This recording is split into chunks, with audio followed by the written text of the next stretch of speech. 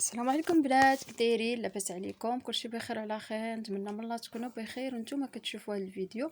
اليوم البنات غندير معكم واحد الكيك طبقات بالمذاق ديال الحامض، كتجي زوينه وحتى الديكور ديالها كيجي زوين، اقتصاديه، يعني بواحد المكونات اللي موجودين في اي بيت، يعني ماشي شي حاجه اللي هي مكلفه. ونتمنى من الله تجربوها ان شاء الله وتعجبكم. دابا غنبدا معكم المقادير وطريقه التحضير. عندي 2 بيضات وكاس ديال الزيت ما عامرش، يعني هي كاس صغير وما عامرش، كاس ديال الطحين، وكاس ديال الحليب ما عامرش، كاس ديال السنيده ما عامرش، ساشيه ديال الخماره الحمراء، وعندي نسمه الحامض. دابا نبدا الطريقه. ندير قبيصه الملحه، ندير 2 بيضات. الا بغيتو تجي يكون داك السمك ديالها رقيق، يمكن لكم ديروا غير بيضه واحده ونص هذاك العبار ديال السنيده مع الحليب، نص كاس نص كاس. درت 2 بيضات مع الكاس ديال السنيده وغادي نطربهم مزيان. نزيد عليهم الزيت، نخدمهم بيدي مزيان، نزيد عليهم الحليب،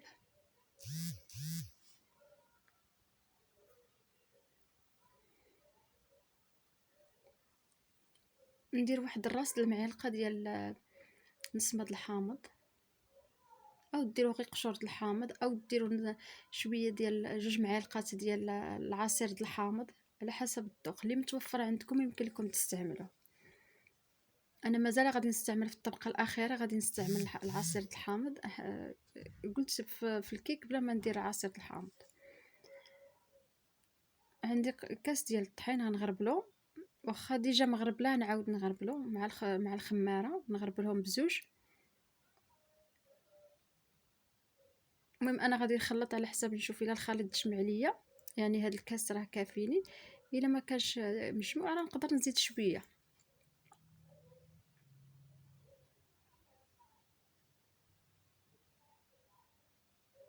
صافي غادي نخدمو مزيان.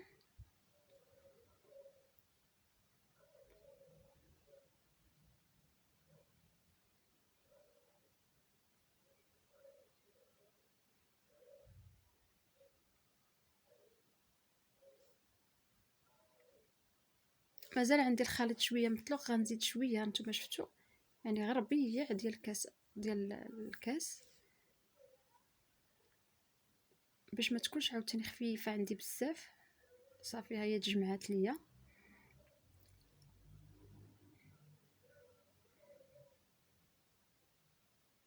صافي دابا غادي نخلط داك الدقيق مزيان.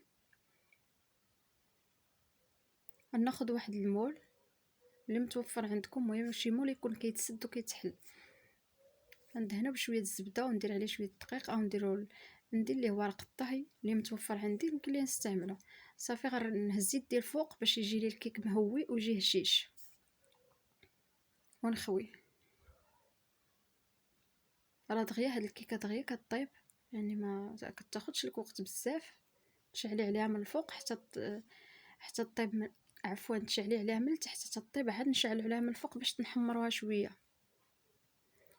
صافي نقادوها. وهانتوما كتشوفوا الكيك ديالي، ها هي تحمرات طابت. عندي هنايا واحد نص حامضه مع كاس ديال الماء ونص كاس ديال السنيده. نسقيها. نتوما على حسب، ما بغيتوش يعني تجيكم فازكه ما تحتاجوش ديروا لها السقوه. دابا غندير الطبقه الثانيه. عندي هنايا واحد 3 المعالق كبار عامرين ديال كريم باتيسري، يكونوا عامرين مزيان 3 المعالق. ندير سنيده 3 المعالق ديال السنيده تا هما عامرين مزيان. وغادي ندير نص سيترو ديال الحليب، وداك دانون غادي نخليه حتى الاخر. نخلط مزيان باش يتخلط ليا الباتيسري مع السنيده، باش ما يبقاش ليا في الكاسرونه. نشعل عليه البوطه باش ما تلصقش حتى يذوب الكريم باتيسري والسنيده، عاد باش نشعل عليهم البوطه. صافي غندير نضربهم بالفوي مزيان، وانا كنخوي في الحليب تدريجيا حتى تخلط ليا الكريم باتيسري مع سنيده وتذوب سنيده، عاد باش نشعل عليهم البوطه. وداك دانون غنخليه حتى ملي طابت ليا الكريم باتيسري، عاد باش خويت عليه داك دانون زيدو، وغادي نخدمو حتى هو مزيان حتى يتخلط ليا الكريمه مع دانون، كيجي فيها واحد المذاق رائع. نتوما على حسب النسبه اللي بغيتو، الا بغيتو ديك دانون عاوتاني داك جوكي حتى هو كيجي زوين، يمكن لكم تستعملوه. انا كتعجبني النسمه ديال الفاني. صافي هاد الفوي كتخدم مزيان احسن من المعلقه. صافي غادي نخوي هاد الطبقه الثانيه وغادي نديرها في الثلاجه حتى تبرد، عاد باش نزيد عليها الطبقه الثالثه اللي بالحامض. كتبغي الوقت يعني، يمكن لكم تصايبوها بالليل والغد ليه عاد باش تاكلوها، ضروري خصكم تعطيوها الوقت. دابا عندي هنايا الطبقه الثانيه، عندي كاس الحامض ما عامرش وكاس الماء، عصير د الحامض وكاس ديال الماء، وعندي مايزينا يعني نشا الذره، ندير منها 2 معالق عامرين، وندير 4 المعالق ديال السنيده، لان الحامض راه عرفتو تيكون حامض شويه، يمكن نديروا له شويه د الحلاوه باش ما يجيناش حامض. كاس الماء وكاس ديال الحامض ما عامرش، ونديروا 4 المعالق ديال السنيده يكونوا عامرين، يلا كتجي الحلاوه هي هذيك، ما كيجيش حلو بزاف. لكن انا عطيتكم العبار اللي انا خدمت به ودقت المذاق ديالها، راه ما كتكون محلوواش بزاف، تتكون هي هذيك. صافي غادي نشعل عليها البوطه وخليتها حتى طابت ليا الكريمه. غادي نزيد عليها ملون ديال الحامض ضروري باش تعطيني داك اللون، باش ميبقاش ليا هكاك الحامض بيض. انا بغيت ناخذ داك اللون ديال الحامض الصفوره. صافي غادي نخدمو حتى هو مزيان، نخلطوه عاد باش نخويه فوق الطبقه الثانيه. يعني ديجا انا درتها في الثلاجه حتى بردات وشدات راسها، عاد باش نخوي عليها نحاولوا نقيسوها هكا بالصبع ديالنا نلقاوها بان شاده راسها، عاد باش نخويو الطبقه الثالثه. صافي وغادي نقادها وغادي نخليها في الثلاجه حتى تبرد على خاطرها، نعطيوها وقتها الكافي باش مني نبغيو نحلو المول ما تحل ما تقسمش لينا الكريمه. الا كانت ما جامداش بزاف راه مني كتحلوها هذاك الكريم كله كيتشتت. ها نتوما بعد ما عطيتها الوقت ديالها الكافي، دورت عليها شويه بالموس من الجناب باش حليتها على ليمون، عاد باش نحيد ليها داك. غادي نحلها ونشوف القوام ديالها كيفاش جا. والتزيين كيبقى اختياري على حسب الرغبه، نتوما كيبقى لكم التزيين باش ما حبيتو.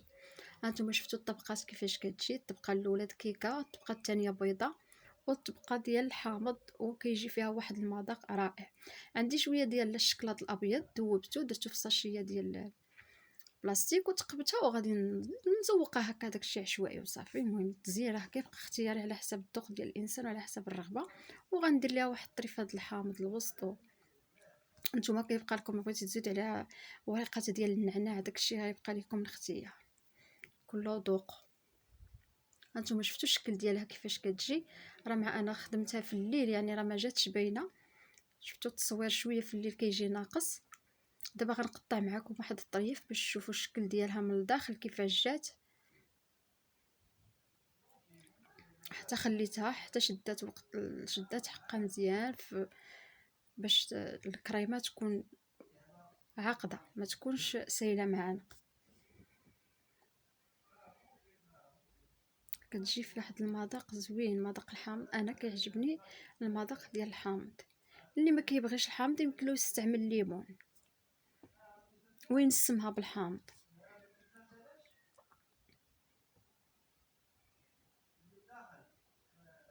غنقطع معكم هذا الطريف، شوفوا الشكل ديالو كيفاش كتبان من الداخل مع داك الطبقات اللي فيها.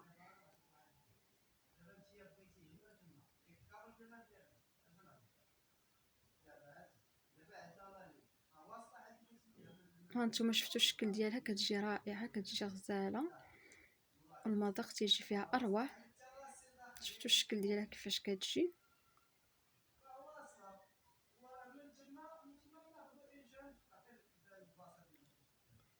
نتمنى من الله تجربوها ان شاء الله وتعجبكم، راه كتجي مذاقا وشكلا.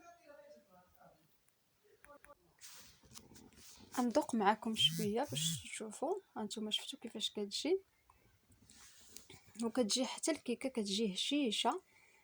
ونتمنى من الله تجربوها وتعجبكم ان شاء الله. مع السلامه، الى الفيديو القادم.